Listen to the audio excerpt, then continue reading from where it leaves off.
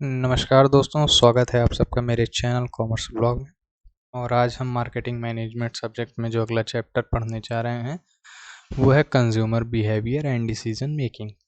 इसमें हम क्या क्या पढ़ेंगे, पहले इस चैप्टर को स्टार्ट करूँ उसके पहले ही बता दे रहा हूँ, जनरली मेरा जो पढ़ाने का तरीका होता है या जो वीडियो होती है उसको मैं 40 to 45 मिनट्स के आसपास रखता हूँ। और 40 to 45 पेज पढ़ाने में लगभग जो ये PDF है उसमें मैं 6 से 7 पेज 8 पेज के आसपास ही पढ़ा पाता हूँ। आज ये चैप्टर काफ़ी लंबा है, जैसे कि इसके पहले हमने बिजनेस एनवायरनमेंट में देखा था, तो ज़्यादा लंबा वीडियो नहीं करते हैं क्योंकि लोगों का इंटरेस्ट ख़त्म हो जाता है। तो आज इसी हिसाब से इसको भी हम 2 पार्ट में पढ़ेंगे। और अगर आपको लगता है कि मैं थोड़ा स्लो बोल रहा हूँ यानी बोलने की स्पीड स्लो है, तो आप सेटिंग में जाके जो वीडियो की स्पीड है उसको 1.25x या 1.5x भी आप उसको कर सकते हो। अब आज इसमें देखिए इस पूरे चैप्टर में हमको क्या क्या पढ़ना है। तो इसमें है देखेंगे कंज्यूमर हम किसे कहते हैं, फिर देखेंगे कंज्यूमर बिहेवियर की डेफिनेशन, फिर देखेंगे कंज्यूमर बिहेवियर को समझने की नीड क्या है, फिर फैक्टर्स देखेंगे जो कंज्यूमर बिहेवियर को अफेक्ट करते हैं जिसमें कि cultural, social, personal, psychological factor हैं। फिर डिसीजन मेकिंग है, कंज्यूमर डिसीजन मेकिंग है, factors that affect consumer decision making process क्या होता है, ये सारी चीज़ें हैं। आज जो हम कवर करेंगे इस वीडियो में वो लगभग जो है फैक्टर्स तक देखेंगे।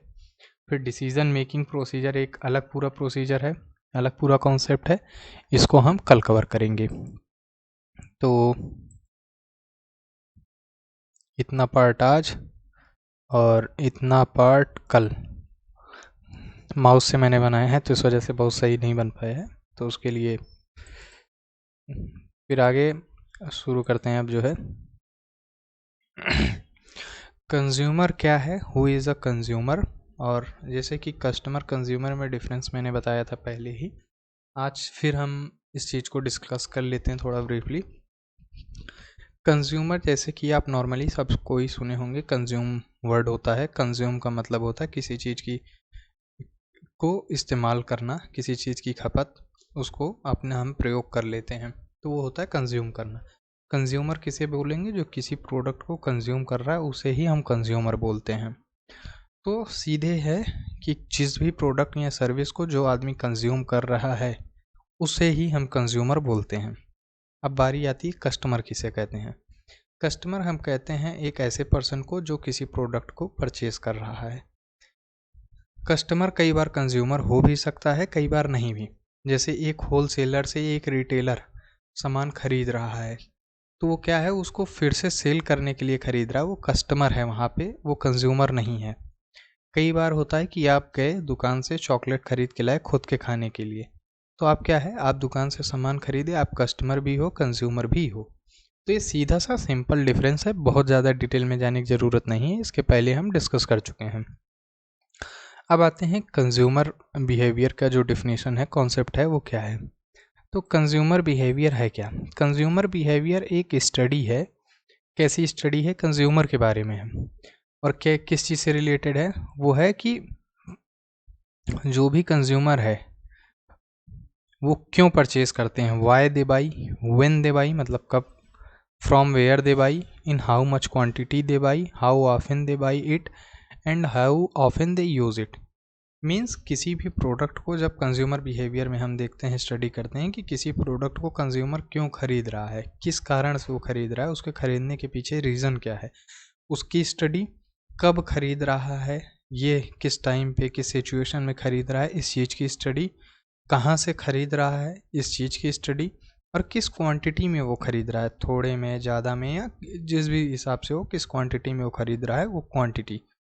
और फिर देख रहे हैं how often they buy it, मतलब वो कितना जल्दी जल्दी या किस फ्रीक्वेंसी में वो परचेस कर रहे हैं, जैसे कि वो 1 महीने में बाई कर रहे हैं, 1 साल में बाई कर रहे हैं, जल्दी जल्दी बाई कर रहे हैं, या टाइम लेके कर रहे हैं, तो ये सारी चीज़ें।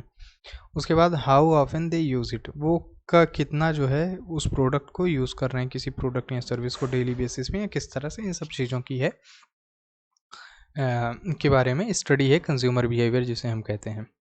देखिए, consumer behaviour can be defined as the study of how consumers select, buy, और इसी चीज़ को और अगर हम जब एक्सप्लेन करते हैं तो कंज्यूमर बिहेवियर स्टडी में क्या क्या है, कंज्यूमर के बारे में, हाउ कंज्यूमर सेलेक्ट, कंज्यूमर कैसे किसी प्रोडक्ट को सेलेक्ट करता है, बाई करता है, फिर उसे यूज़ करता है और डिस्पोज करता है। ये गुड सर्विसेज हो सकती हैं, ठीक है। और ये सीधी सी बात है, कोई भी कंज्यूमर किसी चीज़ को परचेज़ कर रहा है, कंज्यूम कर रहा है, तो उसको अपनी नीड्स को सेटिस्फाई करने के लिए, वांट्स को सेटिस्फाई करने के लिए ही परचेज़ कर रहा है। अब इसमें कुछ एग्जांपल जैसे इन्होंने लिया है तो इसको हम देख लेते हैं। If organisation decides to manufacture a new variety of shampoo, तो यहाँ पे एग्जांपल लिया जा रहा है कि कोई नया मैन्युफैक्चरर है, मैन्युफैक्चरर को नए वैरायटी का शैम्पू जो है उसको बनाना है, तो वो जब कंज्यूमर बिहेवियर के बारे में स्टडी करेगा, एनालाइज करेगा, तो वो यही देखेगा कि वाई कंज्यूमर यूज़ शैम्पू वो क्यों यूज़ कर रहे हैं। जैसे आप जानते हैं शैम्पू के कई पर्पज़ होते हैं, तो कोई हेयर फॉल के लिए है, कोई डैंड्रफ के लिए है, कोई स्मूथनेस के लिए है, सिल्कीनेस के लिए है, तो इन सब वजह से, तो किस वजह से वो यूज़ कर रहा है, फिर किस ब्रांड का वो शैम्पू ले रहे हैं, तो ब्रांड से हम पता चल पाएगा कि किस हिसाब से, मतलब परचेजिंग पावर भी, और बहुत सारी चीज़ें ब्रांड के हिसाब से आप अंदाज़ा लगा सकते हो। फिर वाई ही बाइज इट, जो भी ब्रांड ले रहे हैं वो क्यों ये ले रहा है, तो हो सकता है उसका बिलीव हो कि ये हेयर फॉल जो है अदर ब्रांड से ज़्यादा अच्छे से जो है कंट्रोल कर पाएगा। कब परचेज कर रहा है, वीकली कर रहा है, मंथली कर रहा है, डेली बेसिस पे कर रहा है, वो छोटे सैसेज आते हैं ना ₹1 2 वाले, वो या उससे बड़ा, या मंथली बेसिस पे किस हिसाब से वो परचेज कर रहा है, कहाँ से परचेज कर रहा है, रिटेल आउटलेट्स पे, ऑनलाइन, सुपरमार्केट, कहाँ से, और किस क्वांटिटी में बाई कर रहा है। तो ये सारी चीज़ें जो है, इन सब चीज़ों के बारे में स्टडी है। अब need for understanding consumer behaviour, consumer behaviour की जो हम स्टडी करते हैं, कंज्यूमर बिहेवियर में बेसिकली कंज्यूमर के बारे में ही स्टडी है पूरी, तो वो उसकी क्या ज़रूरत है। तो देखिए, सबसे पहली चीज़ जो हम मार्केटिंग में देख रहे थे कि करेंट टाइम में मार्केटिंग क्या है कि कस्टमर की नीड्स और वांट्स को प्रोडक्ट और सर्विसेज के थ्रू सेटिस्फाई करना। जब आप किसी प्रोडक्ट को बनाना चाहते हो, किसी कंज्यूमर की नीड्स और वांट्स को सेटिस्फाई करना चाहते हो, तो आप ये कैसे डिसाइड करोगे कि उनकी क्या ज़रूरत है। उनको सेटिस्फाई करने के लिए आपको एक प्रोडक्ट उनको ना सिर्फ बनाना होगा बल्कि उनको डिलीवर करना होगा, जिससे जो ओवरऑल एक्सपीरियंस है वो जो है बहुत अच्छा हो और बहुत अच्छे से कंज्यूमर जो है सेटिस्फाई हो। तो जब आप एक ऐसा प्रोडक्ट का मतलब ये सिर्फ नहीं है कि फ़ीचर और क्वालिटी, बल्कि जो सारी चीज़ें इन्वॉल्व होती हैं उसका, जैसे हमने मार्केटिंग में पढ़ा था, चारों पी, जो 4 पीस होते हैं, वो 4 पी से रिलेटेड सारी चीज़ें यहाँ पे हम उसको स्टडी करते हैं। तो क्या कॉन्सेप्ट है, देखिए क्या ज़रूरत है, कंपनी को एक ऐसा प्रोडक्ट बनाना जो कि पूरी तरह से कंज्यूमर की नीड को सेटिस्फाई करे। तो इस केस में कंपनी के लिए बहुत इम्पॉर्टेंट हो जाता है कि वो कंज्यूमर के बारे में पूरी डिटेल जानकारी ले। डिटेल जानकारी का मतलब हो गया जो अभी हमने ऊपर डिस्कस किया कि क्यों खरीदता है, कैसे खरीदता है, कहाँ पे खरीदता है, किस क्वांटिटी में खरीदता है। तो इससे क्या होगा, इससे हम चारों जो 4 पीस को है उसको उस हिसाब से बैलेंस कर पाएंगे। जैसे क्या चाहता है, तो प्रोडक्ट हो गया कि प्रोडक्ट आप बनाओगे, ठीक, किस क्वांटिटी में लेता है, मतलब किस साइज़ में लेता है, तो आप उस हिसाब से अलग अलग प्रोडक्ट आप बना दिए। प्रोडक्ट के अंदर हमने और सारी चीज़ें पढ़ी थी ना, प्रोडक्ट लाइन, प्रोडक्ट विड्थ, ये सारी चीज़ें, तो ये सब वहाँ पे प्रोडक्ट से रिलेटेड सारी चीज़ वहाँ पे होगी। प्रोडक्ट के बाद प्राइस आ गई, प्राइस भी आप कंसीडर करोगे कि परचेजिंग पावर और बाकी चीज़ें जब कंज्यूमर के बारे में आप स्टडी करोगे तो वहाँ पता चलेगी, तो आप उस हिसाब से प्रोडक्ट की अपनी प्राइस रखोगे। प्लेस हो गया, तो प्लेस में हमने देखा वेयर टू बाई, वो कहाँ पे कर रहा है, परचेज कर रहा है, तो उस हिसाब से आप अपना डिस्ट्रीब्यूशन का पूरा काम करोगे। और प्रमोशन है तो प्रमोशन के बारे में भी आप उसके बारे में देखोगे कि और सारी चीज़ें जब हम स्टडी करते हैं उसके कल्चर, वैल्यू, बिलीफ्स, इन सब चीज़ों के बारे में, तो उस हिसाब से हम एडवर्टीजमेंट करते हैं। तो मोटे तौर पे कहें तो प्रोडक्ट, किसी भी प्रोडक्ट को खरीदने के पीछे, आप किसी भी प्रोडक्ट को सेलेक्ट करते हो अपनी ज़रूरत के हिसाब से, और उसको खरीदने के पीछे जितना चीज़ भी एक कंज्यूमर सोचता है, कंसीडर करता है, उन सब चीज़ों के बारे में स्टडी किया जाता है। और ये इम्पॉर्टेंट होता है प्रोडक्ट के सक्सेस के लिए। कंज्यूमर बिहेवियर में हम देखते हैं कि क्या चीज़ है, कैसा बिहेवियर है, कैसा पैटर्न है जिसकी वजह से कोई कंज्यूमर पर्टिकुलर प्रोडक्ट को खरीद रहा है।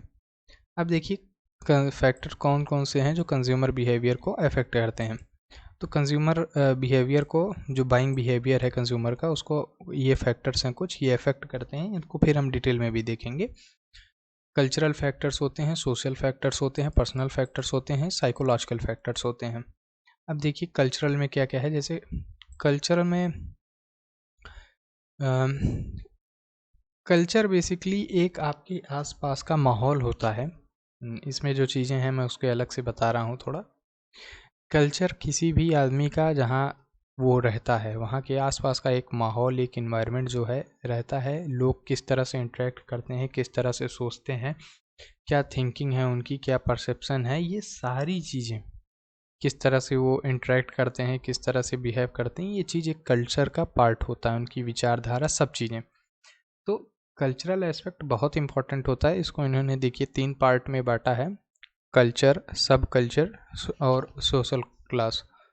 तो culture is the most basic source of consumers wants and behaviour. देखिए सीधे से इन्होंने एक लाइन में डिफाइन किया है जो कि बहुत सही है कि it reflects the way consumer views the world. Consumer जो है किसी वर्ल्ड को किस व्यू से देख रहा है, किस नज़रिए से देख रहा है, वो बहुत इंपॉर्टेंट एस्पेक्ट होता है। और ये चीज़ें आपको कोई बताता नहीं है। ये किसी भी सोसाइटी में आप जाइए, किसी भी कल्चर में आप जाइए, वहाँ के लोग जैसे जैसे वो बढ़ते हैं, धीरे धीरे एक बच्चा जब जहाँ से जन्म लेता है वहाँ से वो बड़े होने तक में वो इन सब चीज़ों को अपने आसपास की चीज़ों से अडॉप्ट करता है और वैसे ही सीखता है, वैसे ही बिहेव करता है। और ये सारी चीज़ें जो है कल्चर में आती हैं। अब देखिए कल्चर का एग्जाम्पल क्या क्या हो सकता है। तो जैसे कल्चर का एग्जाम्पल है आपका इंडिया। जानते हैं हम लोग कई सारे बहुत सारे कल्चर हैं, बहुत सारी चीज़ें हैं, बहुत डाइवर्सिटी है। तो कल्चर में देखिए अगर एक एग्जांपल लिया जाए तो नॉर्थ इंडिया और साउथ इंडिया हम कह सकते हैं कि कल्चर थोड़ा अलग है। कैसे? खाने का एग्जांपल आप लीजिए। नॉर्थ में लोगों का रोटी के बिना नहीं चलेगा, पंजाब में पराठे के बिना नहीं चलेगा। साउथ में क्या है, उनका जो है जो खाने पीने का तरीका है, चावल वहाँ वो लोग ज़्यादा प्रेफर करते हैं। तो कहीं ना कहीं कल्चर में एक डिफरेंस है। उसके बाद आप और जगह से वो कंपेयर कीजिए तो कल्चर में डिफरेंस होगा। जैसे यूएस का और इंडिया का कल्चर कंपेयर कीजिए तो यूएस में क्या है कि यूएस के लोगों का जो एक पूरा कल्चर है, जिस तरह से वो लोगों से इंटरेक्ट करते हैं, बात करते हैं, वो सारी चीज़ें अलग हैं वहाँ पे। और यहाँ पे कल्चर अलग है। जैसे कि यहाँ पे हम लोग काफ़ी ज़्यादा सोशल रहते हैं, सामाजिक प्राणी हैं काफ़ी ज़्यादा। इंडिया में हम लोग लोगों से मिलना जुलना पसंद करते हैं और त्यौहार वगैरह सब कुछ साथ में सेलिब्रेट करते हैं। तो कहीं ना कहीं इस तरह का कल्चर है। बच्चे जो है माँ बाप के कंट्रोल में रहते हैं, काफ़ी बड़े हो जाते हैं तो भी। पर वेस्टर्न पार्ट में आप जाइए, मतलब जैसे यूएस का एग्जांपल लिए, तो वहाँ पे ये सब चीज़ें अलग तरह से हैं। वहाँ बच्चों का इतना ज़्यादा अटैचमेंट माँ बाप से सबका रहता है, लेकिन वहाँ पे वो थोड़ा फ्रीडम ज़्यादा है। सोसाइटी का प्रेशर उतना ज़्यादा नहीं रहता है, सोसाइटी को उतना कंसिडर नहीं किया जाता। तो ये कल्चर का जो है डिफरेंस होता है। अब फिर जब कल्चर की बात करते हैं तो कल्चर कैसे जो है आपका मैटर करता है। तो देखिए किसी भी कंज्यूमर के बिहेवियर के लिए कल्चर सबसे इम्पोर्टेंट पार्ट है, क्योंकि आप जो कुछ भी प्रोडक्ट को परचेज़ कर रहे हो वो जो आपका कल्चर है उस हिसाब से आप परचेज़ करते हो, काम करते हो। जैसे अब साउथ का और नॉर्थ का हमने एग्जांपल लिया, तो ऐसा नहीं है कि साउथ इंडिया में रोटी नहीं अवेलेबल है, आटा नहीं अवेलेबल है, लेकिन वहाँ के कल्चर का वो पार्ट नहीं है। वो लोग उस तरह से रोटी बना के नहीं खाते हैं, तो वो उस चीज़ को नहीं परचेस करते हैं अवेलेबल होने के बाद भी। तो कल्चर में कहीं ना कहीं डिफरेंस है। और बहुत सारी चीज़ें होती हैं, रिलीजन, बाकी सब चीज़ें भी कल्चर पे आपके इफ़ेक्ट करती हैं। फिर होता है सब कल्चर।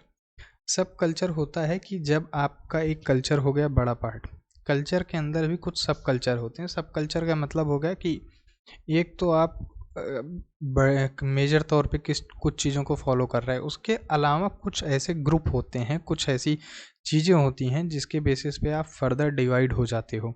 तो उसको ही हम सब कल्चर कहते हैं। आता तो ये मेन कल्चर के अंदर ही है, लेकिन मेन कल्चर के अंदर अलग अलग सब कल्चर होते हैं और सब कल्चर कई चीज़ों पे डिपेंड कर सकते हैं। जैसे कि रिलीजन सबसे ज़रूरी एस्पेक्ट है। रिलीजन के बेसिस पे मान लीजिए नॉर्थ इंडिया में तो लोग हैं, नॉर्थ इंडिया में लेकिन हिंदू हैं, मुस्लिम हैं, क्रिश्चियन हैं। तो अगर हम क्लोथिंग पैटर्न लें तो इनके क्लोथिंग पैटर्न में चेंज हो सकते हैं, जो कि एक सब कल्चर का पार्ट है। खाने की हमने बात की नॉर्थ साउथ में, तो खाने में भी आप देखते होंगे कि कोई नॉनवेज बहुत पसंद करता है, कोई वेज बहुत पसंद करता है, फिर उसमें भी अलग अलग वैरायटी है। तो सब कल्चर ऐसी बहुत सारी चीज़ों से मिलके बनता है। सब कल्चर में और चीज़ें हैं, जैसे आप जाइए सब नॉर्थ इंडिया में भी हमने बांट लिया कि UP, Bihar, eastern part, western part, फिर उसमें भी आप देखोगे फर्दर जो है क्लासिफिकेशन होता है।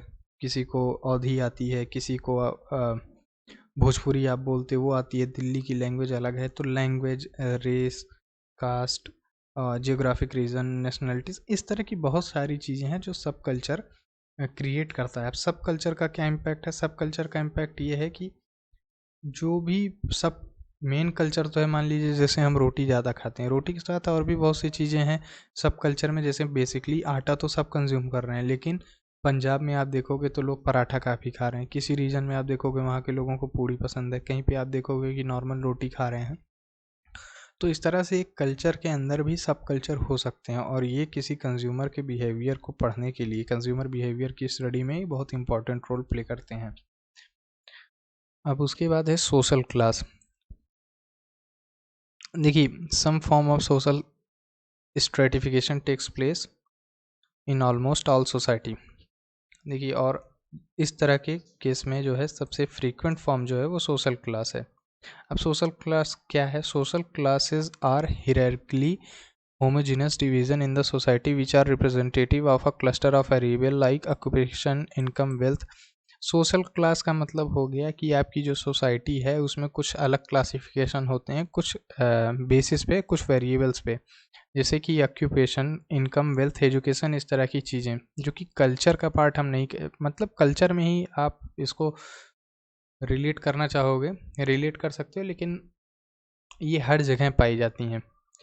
तो कल्चर से रिलेट ना करके इसको अलग पार्ट में स्टडी करना ज़्यादा अच्छा रहेगा, वो समझने में आसानी रहेगी। क्योंकि जैसे इनकम है, तो इनकम आप कहीं ना कहीं परचेजिंग पावर से आप इसको रिलेट करोगे, क्योंकि ज़्यादा इनकम है ज़्यादा परचेजिंग पावर होगी। और इस हिसाब से जब आप इनकम के बेसिस पे कोई डिवीज़न होता है, तो कल्चर को पार करके उसका जो एक एटीट्यूड होता है, एक जो उसका कैरेक्टरिस्टिक्स होता है, वो अलग होगा। जैसे नॉर्थ साउथ का कल्चर तो अलग है, लेकिन आप देखोगे जब इनकम के बेसिस पे अगर हम देखेंगे, तो इनकम के बेसिस पे आप क्लास कह सकते हो, जैसे एक मिडिल क्लास हो गई, अपर क्लास हो गई, रिच क्लास जिसको हम बोलते हैं, एक लोअर क्लास हो गई। अब कल्चर कुछ भी हो, लेकिन मोस्ट ऑफ द टाइम जो कैरेक्टर होगा सोशल क्लास का वो सेम होगा एक कल्चर के अंदर। जैसे पूरे इंडिया का कल्चर एक हो गया, तो उसके अंदर आप देखोगे तो जो सोशल क्लास होगी उसका जो है करेक्टरिस्टिक्स जो है एक तरह से होगा। जैसे आप अगर हाई रिच का बोलोगे, तो रिच का आप अगर जब देखोगे तो उनका जो इनकम के बेसिस पे हम जब क्लासिफिकेशन करना है, तो हो सकता है अगर आपको ऑटोमोबाइल इंडस्ट्री में मान लीजिए गाड़ी या ऐसा कुछ परचेज करना है, तो रिच हमेशा जो है वो एक्सपेंसिव जो है प्रोडक्ट्स को परचेज करेंगे। तो ये चाहे नॉर्थ का हो चाहे साउथ में हो, आप मर्सरीज जो है साउथ इंडिया में भी देखोगे, नॉर्थ इंडिया में भी देखोगे। तो हर जगह है जहाँ लोग की इनकम ज़्यादा है, वहाँ वो उस हिसाब से काम कर रहे हैं। एजुकेशन के हिसाब से भी आप देखते हो एक सोशल क्लास होती है, पढ़े लिखे लोगों को, जिनको हम बोलते हैं कि एजुकेटेड हैं, तो नॉर्थ में भी हैं, साउथ में भी हैं। तो उनकी जो थिंकिंग, जो उनका बिहेवियर होता है, वो इस क्लास के बेसिस पे डिसाइड होता है। जैसे कि आप कंसीडर करते हो कोई प्रोडक्ट बना रहे हो कि हमारे जो है एजुकेटेड क्लास जो है वो हमारे प्रोडक्ट को कंसीडर करेगी। तो इस तरह से कई सारी चीज़ें जो है क्लास के बेसिस पे डिवाइड होती हैं, बिहेवियर को अफेक्ट करती हैं। फिर देखिए यहाँ पे ये कुछ बता रहे हैं फर्दर जो है इंडियन मार्केट्स में सोशियो इकोनॉमिक क्लासिफिकेशन होता है। और सोशियो इकोनॉमिक क्लासिफिकेशन क्या है? It is a combination of chief wage earners, education and occupation to classify consumers in urban areas. All the households in urban areas are divided into 8 categories। तो जितने भी households हैं urban area में उनको 8 category में यहाँ बता रहे हैं कि ये डिवाइड करते हैं। और वो कैटेगरी कौन कौन सी है? तो वो है A1, A2, B1, B2, C, D and E1 and E2। अब ये किस तरह से है? देखिए, इसमें है कि जो मैं हम लोगों ने अभी ऊपर बात की है कि ये ऑक्यूपेशन, इनकम, वेल्थ इस हिसाब से डिवाइड होते हैं, उसी पे इन्होंने डिवाइड करके कैटेगरी बना दी है। तो अब जैसे पहली कैटेगरी कहाँ है? A1 रिप्रेजेंट करता है हाई परचेज पोटेंशियल, और E2 is indicative of the lowest.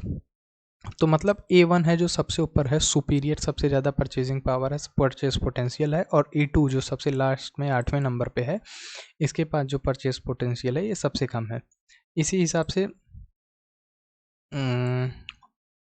जो रूरल एरियाज़ हैं, रूरल एरियाज़ में भी क्लासिफिकेशन हुआ है। रूरल एरियाज़ में 4 कैटेगरी में हुआ है। तो अर्बन एरियाज़ में 8 कैटेगरीज में, और रूरल एरियाज़ में जो है आपका 4 कैटेगरी में यहाँ पे हुआ है। तो ये, और इसका क्या नाम है, R1, R2, R3, R4। तो आर मतलब आप रूरल इसको कंसीडर कर सकते हो, 1 2 3 4। फिर उसके बाद इसमें क्या है, where R1 is indicative of high purchase potential. तो सेम तरह से जैसे जो टॉप ऑफ द लाइन है R1, ये हाई परचेज पोटेंशियल को आपके शो करता है, और R4 जो है वो लो परचेज पोटेंशियल को आपके शो करता है। तो ये क्लासिफिकेशंस जो हैं सोशल क्लास के बेसिस पे, बाकी सब चीज़ों की मतलब इसमें सोशियो इकोनॉमिक बेसिस पे ये परचेज पोटेंशियल और बाकी चीज़ों को जब दिखाते हैं, शो करते हैं, तो इससे जो है उनके बिहेवियर के बारे में पढ़ना आसान हो जाता है। अब इसी का एक एग्जांपल इन्होंने लिया है कि जो A1 है या A2 कैटेगरी के लोग हैं वो महंगी गाड़ियाँ जैसे मर्सिडीज़ BMW खरीदेंगे, जेगुआर जो है, क्यों? क्योंकि इनके पास जो परचेजिंग पावर है वो ज़्यादा हो गई। B1 B2 कैटेगरी के लोग होंडा और स्कोडा प्रेफर करेंगे। C D के लोग हो सकता है बाइक पे ही रहना चाहें। C कैटेगरी के लोग हो सकता है महंगी बाइक लें, D कैटेगरी के लोग सस्ती बाइक लें। E1 E2 कैटेगरी के लोग हो सकता है वो E1 वाले साइकिल लें, E2 वाले वो भी ना ले पाएँ। तो इस वजह से इस हिसाब से इन्होंने क्लासिफिकेशन किया है। तो ये चीज़ जो है आप बहुत इजी कॉन्सेप्ट है, आप इसको समझ गए होंगे। फिर अगला जो बेसिस है तो इसमें है सोशल फैक्टर्स। सोशल फैक्टर्स में क्या क्या है, सामाजिक फैक्टर्स हम देखते हैं।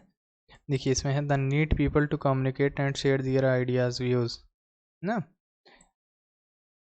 Just like cultural factors, social factors play a significant role in the consumers decision making process. देखिए जितने भी फैक्टर्स हैं ये सारे फैक्टर्स इंपॉर्टेंट हैं कंज्यूमर डिसीजन मेकिंग में, और किसी एक इंडिविजुअल के या ग्रुप्स के लिए कोई फैक्टर काम कर सकते हैं, कुछ फैक्टर्स नहीं काम कर सकते हैं, लेकिन हम पढ़ेंगे सबके बारे में। अब रेफरेंस ग्रुप क्या है, तो रेफरेंस ग्रुप होते हैं, देखिए पहले तो ग्रुप का देखते हैं। ग्रुप क्या है, a group comes into existence when 2 और more person interacts to realise a common goal. जब 2 या 2 से ज़्यादा लोग आते हैं, आपस में इंटरेक्ट करते हैं किसी कॉमन गोल के लिए, तो वहाँ पे वो एक ग्रुप का फॉर्मेशन करते हैं। ग्रुप का फॉर्मेशन 2 से ज़्यादा लोग भी हो सकते हैं। आप जैसे कहीं फैमिली में हो, एक ग्रुप बनाते हो। फैमिली का मतलब घर के अलावा भी और रिलेटिव होते हैं वहाँ पे। स्कूल जाते हो वहाँ एक ग्रुप बनाते हो, स्कूल के अलावा कहीं जाते हो वहाँ ग्रुप बनाते हो। तो इस वजह से इस तरह से आप कहीं भी ग्रुप बना सकते हो। A person's reference group consists of all the group that have direct or indirect influence। देखिए, और रेफरेंस ग्रुप में कौन आएंगे, जिनका डायरेक्ट या इनडायरेक्ट तरीके से किसी भी तरह से जो भी कंज्यूमर है उसके एटीट्यूड या बिहेवियर पे किसी तरह से इन्फ्लुएंस हो। मतलब हम वहाँ यहाँ पे सिर्फ उन ग्रुप्स को कंसीडर कर रहे हैं जिनका डायरेक्टली या इनडायरेक्टली तरीके से जो कंज्यूमर है उसके बिहेवियर एटीट्यूड पे इन्फ्लुएंस हो। फिर है, देखिए जिन ग्रुप्स का डायरेक्ट इन्फ्लुएंस होगा इंडिविजुअल के बिहेवियर पे उनको हम मेंबरशिप ग्रुप कहते हैं, जिनका डायरेक्ट इम्पैक्ट होगा। ठीक है, और ऐसे ग्रुप्स को जहाँ पे लगातार कंटिन्यूसली जब किसी भी ग्रुप से हम इंटरेक्ट करते हैं तो उसको हम प्राइमरी ग्रुप कहते हैं, डेली बेसिस पे। ये जनरली फैमिली, फ्रेंड्स, नेबर्स और कोवर्कर्स का होता है। जैसे फैमिली से आदमी रोज़ इंटरेक्ट करता है, आप काम पे जा रहे हो, वहाँ आपके कुछ दोस्त बन गए हैं, उनसे आप डेली जो है इंटरेक्ट कर रहे हो। पड़ोसी हैं, रोज़ सुबह शाम निकलते, नमस्ते दुआ सलाम हो रही है, तो उनसे आप डेली इंटरेक्ट कर रहे हो। कोवर्कर्स हैं, कोवर्कर्स मतलब जहाँ आप काम कर रहे हो वहाँ जो आपके फ्रेंड्स हैं उसके अलावा भी जो साथ में काम कर रहे हैं कोवर्कर्स हो गए। तो इस तरह से ये लोग प्राइमरी ग्रुप्स में आएंगे। फिर है the groups with which individual do not interact continuously. जिनसे आप कंटिन्यूसली इंटरेक्ट नहीं करते वो सेकेंडरी ग्रुप होते हैं। जनरली इनको हम फॉर्मल भी बोलते हैं, फॉर्मली तौर पे हम जिनसे इंटरेक्ट करते हैं। और ये कैसे ग्रुप होते हैं, ये प्रोफेशनल, रिलीजियस और ट्रेड यूनियन टाइप से के ग्रुप होते हैं। जैसे प्रोफेशनल, रिलीजियस, ट्रेड यूनियन का क्या मतलब हो गया? प्रोफेशनल मतलब आप प्रोफेशनल काम से कोई ग्रुप बना है आपका, ठीक है, सीए का एक ग्रुप बन गया, किसी प्रोफेशनल काम से मिल रहे हैं। फिर रिलीजियस ग्रुप हो गया, एक धार्मिक ग्रुप हो गया, कोई कभी मीटिंग की ज़रूरत पड़ी किसी मुद्दे पे तो वहाँ पे मिल गए हम लोग। फिर ट्रेड यूनियन है, तो आप व्यापार कर रहे हो, व्यापारियों का अपना अलग अलग यूनियन होता है, जब कोई मुद्दा होता है, कोई बात होती है, तब हम मिलते हैं, तो एक फॉर्मल मीटिंग होती है। तो कंज्यूमर हमेशा इस तरह के ग्रुप्स से जो है अफेक्ट होते हैं, उनका जो बिहेवियर है वो कहीं ना कहीं प्रभावित होता है। फिर है a group that an individual aspires to join is known as aspirational group. कुछ ऐसे ग्रुप होते हैं जहाँ पे आपका मन होता है कि आप ऐसे ग्रुप्स को ज्वाइन करो, उसको आप एस्पिरेशनल ग्रुप हम लोग बोलते हैं। और कुछ ऐसे भी ग्रुप होते हैं, groups whose behaviour and attitudes are rejected by an individual are called dissociative groups. मतलब कुछ ऐसे भी ग्रुप्स होंगे जिनका बिहेवियर, एटीट्यूड आपको जो है पसंद ना आए, आप उनको रिजेक्ट करो, तो वो होते हैं डिसोसिएटिव ग्रुप्स। फिर है इसी तरह से और चीज़ें हैं, अब एक एक लाइन पढ़ना जो है कोई फ़ायदे की बात नहीं है। नॉर्मेटिव इन्फ्लुएंस क्या है इसके बाद, तो देखिए, it takes place when consumers perform those action that conform to the exception of another person. ऐसे एक्शंस जिसको आप परफॉर्म करते हो, कोई भी पर्सन परफॉर्म करता है किसी और के जो है एक्सपेक्टेशन पे खरे उतरने के लिए, तो नॉर्मेटिव इन्फ्लुएंस इसको हम बोलते हैं। और कई बार होता है ना कि सोसाइटी में जो एक्सेप्टेबल होता है हम वही काम करते हैं, तो इसको हम एक नॉर्मेटिव इन्फ्लुएंस में इन सब चीज़ों को कंसीडर करते हैं। देखिए ये सब मेन पार्ट नहीं है, क्योंकि इतना डिटेल में आप कोई पीएचडी करने नहीं जा रहे हो, और आप जब भी किसी एग्ज़ाम में भी लिखोगे तो बस इनकी ये इतनी बेसिक चीज़ें हैं, हम डेली इंटरेक्ट करते हैं, तो ये सिर्फ एक लाइन में इनके बारे में कॉन्सेप्ट जान लेना ही ज़रूरी है। जहाँ डिटेल जिन चीज़ों की ज़रूरत होगी उनको मैं बहुत ज़्यादा डिटेल में एक्सप्लेन करूँगा कई सारे एग्जांपल्स के साथ। तो इसलिए ये मत सोचिएगा कि किसी चीज़ को स्किप किया जा रहा है या नहीं आ रही है, ऐसा कुछ चीज़ नहीं है। कुछ चीज़ें जब इंपॉर्टेंट नहीं होती हैं, जैसे पीडीएफ में बहुत सारी चीज़ें दी हुई हैं, तो बहुत सारी चीज़ों को कवर करके टाइम नहीं वेस्ट किया जाएगा ना।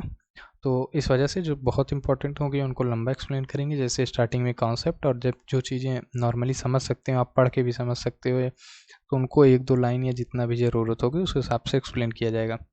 फिर इंफॉर्मेशनल इन्फ्लुएंस है, तो this takes place when the consumer is provided information to help him make a purchase decision. देखिए इंफॉर्मेशनल इन्फ्लुएंस हम बता रहे हैं कि जहाँ पे जब किसी कंज्यूमर को जो है इंफॉर्मेशन प्रोवाइड की जाती है जो कि उसके परचेज डिसीजन में हेल्प करता है, तो उसको हम इंफॉर्मेशनल इन्फ्लुएंस कहते हैं, क्योंकि इंफॉर्मेशन की वजह से जो है अपना परचेज डिसाइड कर रहा है। तो जो इंफॉर्मेशन मिली वो कहीं ना कहीं उसको जो है इन्फ्लुएंस कर रही है।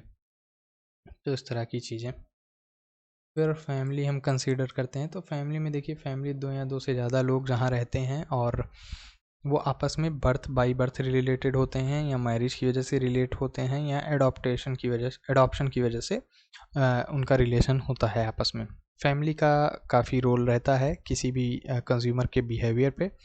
जैसे कि आप अगर फैमिली में हैं और मेंबर्स हैं, तो आपका डिसीज़न बिल्कुल जो है उस हिसाब से अफेक्ट करेगा। कैसे? वो छोटी चीज़ों को हम लेते हैं एग्जांपल के थ्रू। सब्जी बनती है, एक घर का जो मेन मेंबर है जो परचेज़ का काम करता है, सब्जी लेने का काम करता है, वो सब्जी लेने जाएगा तो जो बाकी मेंबर्स हैं उनकी पसंद नापसंद के हिसाब से ही सब्जी आएगी। 5 लोग हैं घर में, 4 लोगों को एक चीज़ पसंद है, तो वो जो 4 लोगों को पसंद है वो आएंगी। तो क्या हुआ, फैमिली का जो है इन्फ्लुएंस है इंडिविजुअल पे जो परचेज़ करने गया। कंज्यूमर का भी कई बार बदल जाता है, जैसे कैसे वो तो कस्टमर हो गया, कस्टमर भी है, कंज्यूमर भी है, घर में और भी लोग हो सकते हैं कि जो सब खा रहे हैं फिर वही खाएंगे, धीरे धीरे पसंद आ जाती हैं इस तरह से चीज़ें। और अगर एग्जांपल लें तो अगर आप कोई गाड़ी लेने जा रहे हो, तो गाड़ी लेने जा रहे हो तो बाकी लोगों का जो फैमिली है उसका बहुत ज़्यादा जो है इम्पैक्ट पड़ता है। आप उनकी भी नीड्स को कंसीडर करते हो, या उनकी भी जानकारी, उनकी चाहत, उनकी पसंद के हिसाब से आप जो है इन्फ्लुएंस हो गए। कभी भी गाड़ी लेने जाते हो तो ऐसा नहीं होगा कि आप अचानक से आपको कोई गाड़ी अच्छी लगी, मन किया, गए खरीद के लेके आए। घर में आप डिस्कस करोगे, कलर डिसाइड करोगे, स्पेस डिसाइड करोगे, फीचर्स डिसाइड करोगे, कंपनी डिसाइड करोगे। इस तरह से बहुत सारी जो चीज़ें होती हैं, तो जो कंज्यूमर होता है फैमिली की वजह से वो इन्फ्लुएंस करते हैं उसके बिहेवियर को। फिर रोल एंड स्टेटस, देखिए एक आदमी के कई रोल हो सकते हैं और उसका सोसाइटी में अलग स्टेटस हो सकता है। कैसे? एक आदमी है, वो पिता भी है, वो लड़का भी है किसी का, और किसी का पिता भी है, भाई भी है, और दादा भी हो सकता है। तो इस तरह से बहुत सारे रोल होते हैं। तो कोई आदमी किसी एक रोल में होगा, 2 रोल में होगा, 3 रोल में होगा। कोई जो है एम्प्लॉय भी है ना, कोई बॉस भी है, कोई सबॉर्डिनेट भी है। तो इस वजह से बहुत सारे रोल एक आदमी प्ले कर सकता है, और उस रोल के हिसाब से भी जो है उसका बिहेवियर बदलता है। आप अगर फादर हो तो आपका डिसीज़न अलग होगा। आप अगर खुद के लिए कोई प्रोडक्ट ले रहे हो तो डिसीज़न अलग होगा। अगर मान लो कि आप कोई प्रोडक्ट खरीदने गए अपने बच्चे के लिए, आप अपने लड़के के लिए खरीदने गए, तो उसके कपड़े आप अलग हिसाब से खरीदोगे, अपने अलग हिसाब से खरीदोगे। कई बार हो सकता है आपके कपड़े भी वो अफेक्ट करें। कैसे? आप घर में, जब आपका रोल है घर में, आप एक नॉर्मल हो, आप लोअर शर्ट पहन रहे हो, टी शर्ट पहन रहे हो। वही सेम आदमी जब ऑफिस में जाता है तो उसका रोल क्या है? बॉस हो गया। बॉस हो गया तो फॉर्मल कपड़े पहना। तो ये जो आपका रोल है, ये रोल भी आपके बाइंग बिहेवियर को डिसाइड करता है। फिर स्टेटस हो गया। स्टेटस कैसे? आपका क्या स्टेटस है? स्टेटस आप सब लोग सिंपल जान रहे हो। अच्छा स्टेटस है, हाई फाई स्टेटस बोलेंगे तो आप सिर्फ रेमंड्स या उससे भी महंगे जो है ब्लैकबेरी, इन सब के कपड़े लोगे। नहीं तो आप नॉर्मल जो है कहीं से सिला के फॉर्मल कपड़े पहनोगे। फिर वही स्टेटस की बात है। स्टेटस सिंबल प्रोडक्ट्स आप ले सकते हो, जैसे कि व्हीकल खरीदना है तो फरारी हो गई, पोर्श हो गई। इस तरह की सुपीरियर क्वालिटी के प्रोडक्ट अपने स्टेटस की वजह से आप ले सकते हो। नहीं तो नॉर्मली आप कोई भी गाड़ी कंसीडर कर सकते हो पॉइंट ए से पॉइंट बी जाने के लिए। तो इस तरह की चीज़ें हैं रोल एंड स्टेटस की वजह से जो अफेक्ट करते हैं। फिर पर्सनल फैक्टर्स होते हैं। पर्सनल फैक्टर का मतलब हो गया, अब देखिए आगे, किसी इंडिविजुअल से रिलेटेड कई सारी चीज़ें। तो एज एंड लाइफ साइकिल, देखिए किसी इंडिविजुअल की एज क्या है वो बहुत इंपॉर्टेंट करती है, क्योंकि आज 20 साल की उम्र में जो चाहिए होता है वो 50 साल की उम्र में नहीं चाहिए होता है। जो उस एज में चाहिए होता है वो 70s में नहीं चाहिए होता है। जैसे हम अगर बात करें तो 20 साल की एज में किसी कोई लड़का है तो बहुत अलग फीचर्स वाले प्रोडक्ट, जैसे स्मार्टफोन का एग्जांपल लें तो उसको काफ़ी सारे फीचर चाहिए होंगे। बाइक की बात करें तो उसको बहुत तेज़ भागने वाली बाइक चाहिए होगी, स्पोर्ट्स बाइक चाहिए होगी। लेकिन एक 50 साल के आदमी से आप बात करोगे तो वो कहेगा कि यार नहीं, नॉर्मल सेफ बाइक चाहिए जो इजी हो ट्रैफिक में चलने के लिए, संभालने के लिए। 70 साल के आदमी से बात करोगे तो पहली बात, जनरली वो गाड़ी चलाना नहीं प्रीफर करते हैं। अगर करेंगे भी तो कहेंगे स्कूटी ठीक है, क्योंकि सिटी ट्रैवल है। तो इस वजह से जो एज फैक्टर है वो आपके बाइंग बिहेवियर को अफेक्ट करता है। फिर लाइफ साइकिल स्टेज भी है, आप किस स्टेज में हो लाइफ के अपने। तो इस तरह से चीज़ें आपको जो है लाइफ साइकिल स्टेज में, जैसे आप युवा हो और मीडियम में हो, फिर बुजुर्ग हो, तो इस तरह से कई सारी चीज़ें हैं जो आपको अफेक्ट करती हैं। फिर occupation and economic factors. Occupation मतलब आप किस तरह से कि जॉब कर रहे हो, क्या काम कर रहे हो। आप किसी अच्छी पोस्ट पे हो, क्लर्क पे हो, उससे भी नीचे हो, या काफ़ी ऊपर हो। तो जो ऑक्यूपेशन है वो, और इकोनॉमिक फैक्टर, इकोनॉमिक फैक्टर का मतलब जो है इनकम आपकी कैसी है, स्टेबिलिटी कैसी है इनकम की, और इनकम आप कब पा रहे हो। तो इस ये सारी चीज़ें। ऑक्यूपेशन का मतलब हो गया, अब जैसे जो आप देखोगे एक मज़दूर हैं, उनका बाइंग बिहेवियर अलग होता है, उनके डिसीज़न अलग होते हैं, और ऑक्यूपेशन के हिसाब से वो डिसाइड करते हैं। वो सबसे सस्ता जो चावल होगा कोशिश करेंगे उसको परचेस करने की। एकदम मोटा होता है वो, लेकिन वो उनके लिए बेनिफिशियल होगा, उनके पैसे को कम लगेगा, और उनका जो है बैलेंस नहीं गड़बड़ होगा, बजट नहीं गड़बड़ होगा। लेकिन जो एक, अगर आप कहोगे कि कोई ऑक्यूपेशन लेवल पे बहुत अच्छा है तो उसका जो है बासमती खाएगा वो। तो इस तरह से चीज़ें हैं। और इकोनॉमिक फैक्टर भी इसी में है कि पैसा है आप तो बासमती लोगे, नहीं है तो मोटा चावल लोगे। तो ये सारी चीज़ें हैं, बहुत बेसिक चीज़ें हैं। एग्जांपल जैसे हम लोग डे टू डे लाइफ के एग्जांपल को लेके समझ सकते हैं। पर्सनैलिटी कैसी है, self character, self concept. Personality, देखिए पर्सनैलिटी क्या है? Personality refers to a combination of characteristics और qualities that are relatively consistent and form an individual distinctive character. तो किसी भी पर्सन का जो कैरेक्टरिस्टिक्स होती हैं या क्वालिटी उसके अंदर जो होती हैं अच्छी चीज़ें, वो सब हम पर्सनैलिटी में डिफ़ाइन करते हैं उसको। पर्सनैलिटी में और सारी चीज़ें जैसी आती हैं, ट्रेट्स आते हैं, सेल्फ कॉन्फिडेंस और डोमिनेंस, डिफेंसिवनेस, अडाप्टेबिलिटी, इस तरह की चीज़ें हैं। और पर्सनैलिटी कैसे अफेक्ट करती हैं, जैसे आप एग्रेसिव हो, ठीक है, डिफेंसिव हैं, इस तरह के जो चीज़ें हैं, आप डोमिनेंस वाली चीज़ें, आप उस हिसाब से प्रोडक्ट को आप परचेज़ करते हो और वो इफेक्ट डालती हैं। अब कोई अगर एडवर्टीज़मेंट आ रहा है, वो एडवर्टीज़मेंट कर रहा है कि नहीं नहीं ये फ्यूल एफिशिएंट, मान लीजिए गाड़ी का एग्जांपल लेते हैं, वो दिखा रही है नहीं नहीं फ्यूल एफिशिएंट है, ए पॉइंट से बी पॉइंट पहुंचा दे रही है, लोग जो है खुश हैं ना, इस तरह का एग्जांपल दिखा रही, तो जिसका पर्सनैलिटी होगी डोमिनेंस वाली, वो कहेगा ये बेकार गाड़ी है, ऐसे कौन चाहिए, ऐसी गाड़ी चाहिए जो एग्रेसिव हो, एकदम डोमिनेट करे रोड को। फिर कोई सफारी का एक एसयूवी का ऐड आता है जहाँ दिखाता है रूल दी रोड, तो फिर उसको लगता है हाँ इससे मैं डोमिनेट कर सकता हूँ रोड को। तो वो जो पर्सनैलिटी है ना, वो आपके बाइंग बिहेवियर को अफेक्ट करती है। और सेल्फ कॉन्सेप्ट में भी यही होती है कि ये सबके अपने अपने सिद्धांत होते हैं, बेसिकली सिद्धांत शब्द बहुत ठीक होगा इसके लिए, तो सिद्धांत के हिसाब से परचेस करना। लाइफस्टाइल कैसी है, लाइफस्टाइल में फिर हम अगर कल भी डिस्कस किए थे कि जैसे आप शहर में हैं तो आपकी लाइफस्टाइल दूसरी होगी, गांव में है लाइफस्टाइल दूसरी होगी, टीयर 1 सिटी में है लाइफस्टाइल दूसरी होगी। तो लाइफस्टाइल पे भी बाइंग बिहेवियर बहुत डिपेंड करते हैं। कंजर्वेटिव हो आप पैसा थोड़ा बचाते हो या खर्च करते हो, जिस तरह से आपकी लाइफस्टाइल है उस हिसाब से आपके बाइंग बिहेवियर होंगे। तो इन सब चीज़ों को मैं कल भी डिस्कस किया था, तो उसका फिर से पूरा डिस्कस करके एग्जांपल देने का कोई बहुत मतलब नहीं है।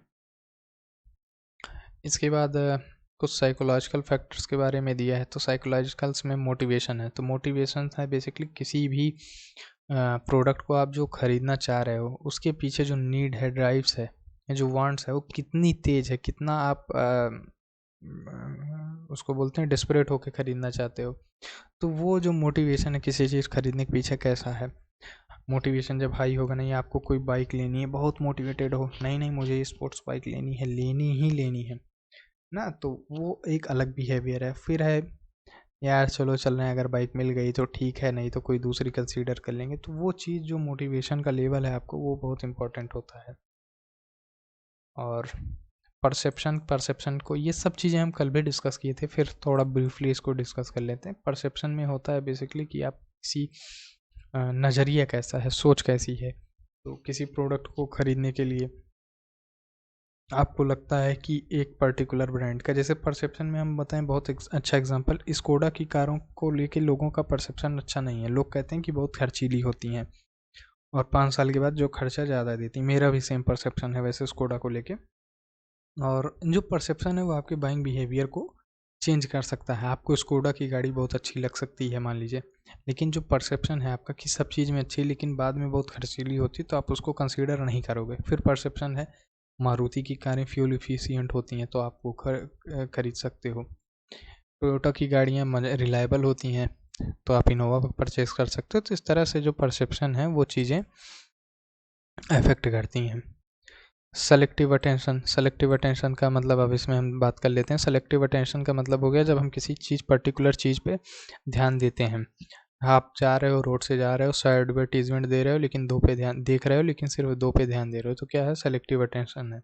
यही सारी चीज़ें इसमें लिखी है, इसको मैं शॉर्ट में बता दिया। सेलेक्टिव डिस्टॉर्शन में है कि आप जो चीज़ें आपके काम की नहीं हैं उसको आप निकाल दोगे, जैसे जो एडवर्टीजमेंट आप देखे जो आपके काम का नहीं है उसको हटा दिए। सेलेक्टिव रिटेंशन का मतलब जो कुछ भी आप देखें उसमें सिर्फ उसी जानकारी को इकट्ठा रखोगे, रिटेन करोगे जो आपकी काम की है। अब है लर्निंग क्या है, देखिए लर्निंग में है कि आदमी जो है सोसाइटी में जब रहता है तो कुछ चीज़ों को सीखता है, सीखने के बाद वो अपने अंदर बदलाव लाता है। तो ये जो बदलाव है इसको हम कहते हैं, सीख के बदलाव को हम लर्निंग कहते हैं। ये प्रोसीजर है सिंपल टर्म में। लर्निंग क्या है, जब लर्निंग के बाद आप अपना जो है एक्सपीरियंस कोई हुआ, मान लीजिए आपने कोई प्रोडक्ट खरीदा, प्रोडक्ट खरीदने के बाद आपको लगा कि ये प्रोडक्ट मेरे काम का नहीं था, या इसमें ये कमी थी, ये ऐसा था, ये वैसा था, तो उस चीज़ को आप बोलोगे पिछले एक्सपीरियंस से आपने लर्न किया। और लर्न करने के बाद आपका इस बार का जो बाइंग बिहेवियर होगा वो चेंज होगा। क्यों? क्योंकि आपने पिछली बार के एक्सपीरियंस से सीख ली, सीखने के बाद जो है आपका बाइंग बिहेवियर चेंज हुआ। फिर बिलीव्स एंड एटीट्यूड, आपका बिलीफ क्या है, मान्यता क्या है, एटीट्यूड क्या है, उस हिसाब से ये सब चीज़ें हम कल भी डिस्कस किए थे। तो अगर और डिटेल में इन सबको लगता है कि नहीं नहीं आप पहली बार ये वीडियो देख रहे हो और डिटेल में सीखना है देखना है, तो आप बिजनेस एनवायरनमेंट वाला वीडियो देख सकते हो। लोग बिलीव्स के हिसाब से खरीदते हैं, जैसे उनको लग सकता है, बिलीफ का एक बहुत अच्छा एग्जांपल है made in India. Made in China के प्रोडक्ट बेकार होते हैं, परसेप्शन भी कह सकते हो इसको, और बिलीफ है उनका, उनकी बिलीफ है, मान्यता है कि वो मेड इन इंडिया टाइप के ही प्रोडक्ट खरीदेंगे अपनी कंट्री को सपोर्ट करने के लिए। तो एक उनका जो है क्या है, मान्यता है, तो उस हिसाब से प्रोडक्ट को वो परचेज करना है जो मेक इन इंडिया होंगे। आज तो बेसिकली यही है, और बहुत डिटेल में इसलिए नहीं गए क्योंकि ये सब चीज़ें जब आप देखोगे ना, तो ये आप एक बार पढ़ने के बाद आपको खुद लगेगा कि ये सब डेली लाइफ में आने वाली चीज़ें हैं। ये कुछ ऐसे इसमें साइंटिफिक चीज़ें नहीं थी जिसको बहुत एक्सप्लेन करने की ज़रूरत थी। फिर भी अगर आपको लगता है कि कोई आपको रह गया है किसी चीज़ के बारे में जानना या कन्फ्यूज़न है, तो आप नीचे वीडियो में कमेंट कर सकते हो और मैं ज़रूर से उसको जो है रिप्लाई करने की कोशिश करूँगा। अगर वीडियो अच्छी लगी है तो दोस्तों के साथ शेयर कीजिए, चैनल को सब्सक्राइब कीजिए। मिलते हैं कल अगली वीडियो में, जहाँ पे हम नेक्स्ट पार्ट इसका देखेंगे, डिसीजन मेकिंग। तब तक के लिए thank you very much for discussion.